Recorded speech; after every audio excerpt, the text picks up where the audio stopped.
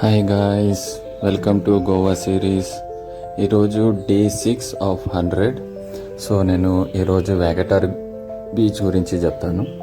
ఇది మప్సా నుంచి అయితే 10 కిలోమీటర్స్ ఉంటుంది. అలాగే కలాన్గుట్టు నుంచి వస్తే కనుక మీకు ఆల్మోస్ట్ కూడా అది కూడా 10 to 12 కిలోమీటర్స్ అవుతుంది. వేగటార్ బీచ్ స్పెషల్ ఏంటంటే ఈ బీచ్ మొత్తం ఫ్లాట్గా ఉంటుంది అనమాట. కంపేర్ టు కలాన్గుట్టు, అంజునాకను ఇది కొంచెం ఫ్లాట్గా ఉంటుంది. ఇక్కడ మంచిగా ఎంజాయ్ చేయొచ్చు అనమాట. అంటే బీచ్లో బాగా ఎంజాయ్ చేసే వాళ్ళకి ఇది బాగా బెస్ట్ ప్లేస్. మెయిన్ థింగ్ ఏంటంటే ఈ బీచ్లో ఎక్కువగా షార్క్స్ ఉండవు. మ్యాక్సిమం ఒక 2 to 3 వరకు మాత్రమే ఉంటాయి షార్క్స్.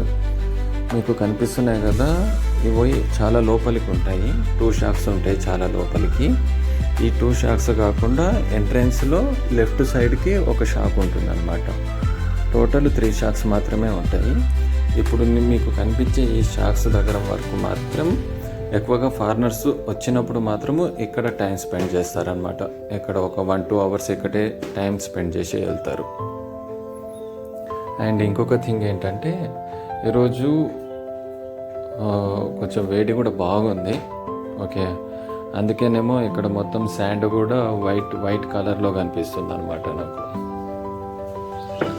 అలాగే ఇంకొక థింగ్ ఏంటంటే ఇప్పుడు ఈ వేగటార్ బీచ్ ఉంది కదా, ఈ వేగటార్ బీచ్కి కొంచెం ముందుకు వెళ్తే కనుక చపోరా ఫోర్ట్ కనిపిస్తుంది అనమాట. ఓకేనా, చపోరా ఫోర్ట్ కూడా ఉంటుంది. చపోరా ఫోర్ట్ దగ్గర అయితే పార్కింగ్ ఫీ ఉంటుంది. అలాగే ఎంట్రీ ఫ్రీ అయితే ఏమీ ఉండదు. కానీ వేగటార్ బీచ్కి మాత్రము పార్కింగ్ ఫీ ఉండదు. హ్యాపీగా ఎంజాయ్ చేయొచ్చు.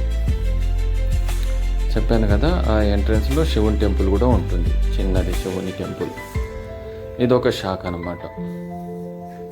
వర్షాకాలం వస్తే ఈ షాక్స్ అన్ని స్టెప్ బై స్టెప్ తీసేస్తారనమాట. రైనీ సీజన్లో టోటల్గా వాటర్ అనమాట, మొత్తం సీ వాటర్ అనమాట. బీచ్కి వస్తే కనుక మనకు సీ వాటర్ ప్లస్ క్లిఫ్ మాత్రమే కనిపిస్తాయి, ఇంకేం కనిపించవు మనకి. అండ్ మోస్ట్ ఇంపార్టెంట్ థింగ్ ఏంటంటే